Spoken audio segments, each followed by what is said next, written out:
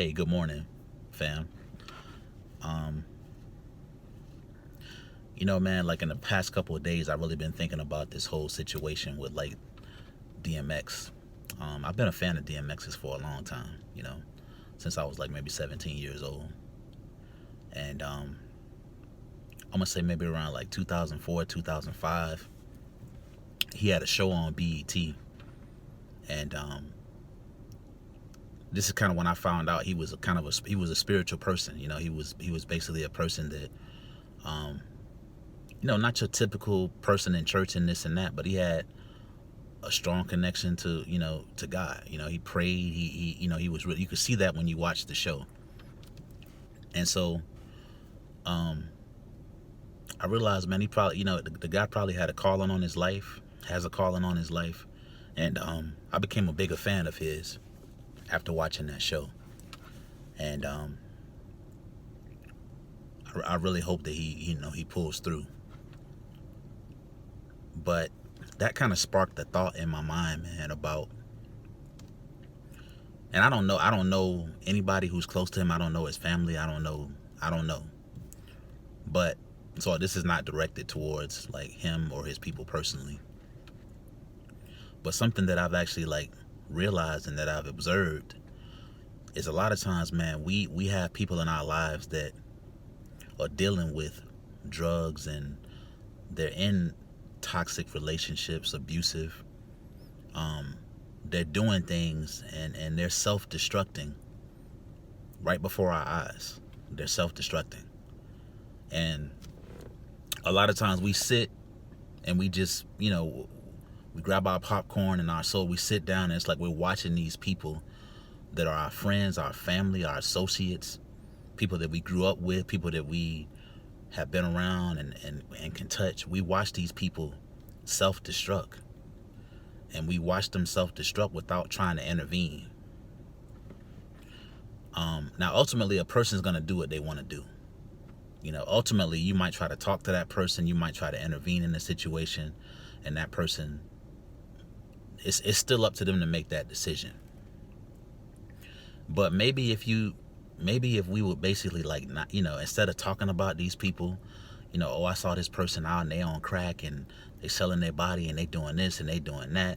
She got a different man every week. She doing this, she doing that. And, instead of talking about these people, why not go to this person, man, and maybe like just talk to him? You know what I'm saying? God got better for you, or you better than that. You know what I'm saying?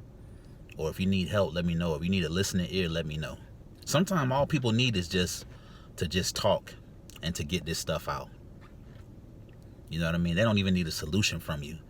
You know what I mean? They just need to just know that there's another human being in this world that gives a care about them.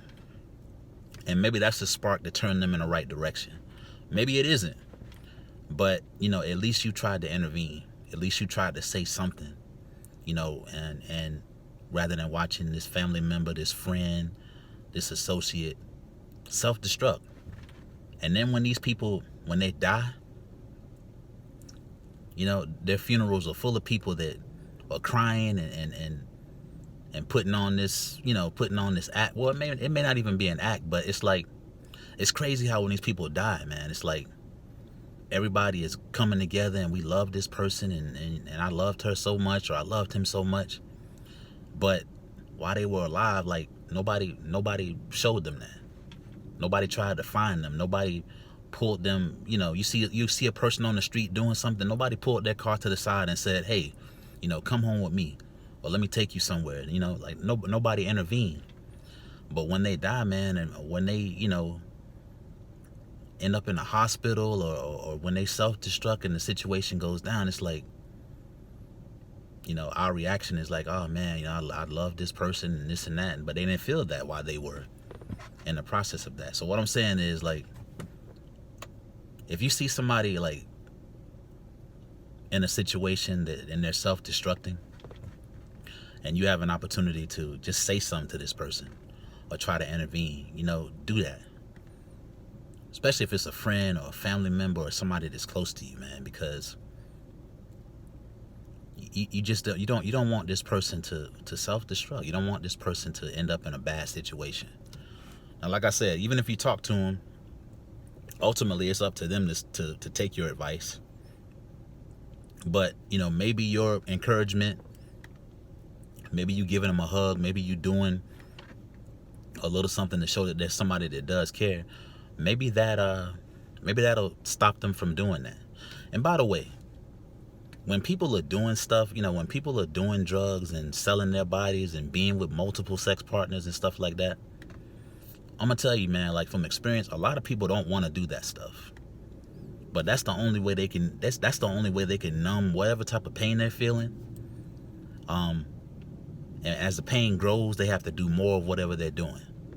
You know what I'm saying? And it becomes more excessive. It becomes more of an extreme thing. But nobody wants to do that. Nobody wants to be addicted to drugs. You know what I'm saying? Nobody wants to be in that type of situation or be in a toxic situation. Nobody wants to be beat up by an abusive boyfriend or girlfriend. You know what I'm saying? So it's like, if you can do something about it, man, if you can say something about it, if you can talk to them about it, if you can, do that, man. Don't let your friends and family members go out like that. Don't let them self-destruct while you sit around and watch like it's a movie or something, because it's not a movie. This is real life. So yeah, man, reach out to them, man. If you got somebody that you know like that, you see somebody in the process of doing something like that, do your best to say something to them, man. Try to touch them some kind of way. All right. God bless.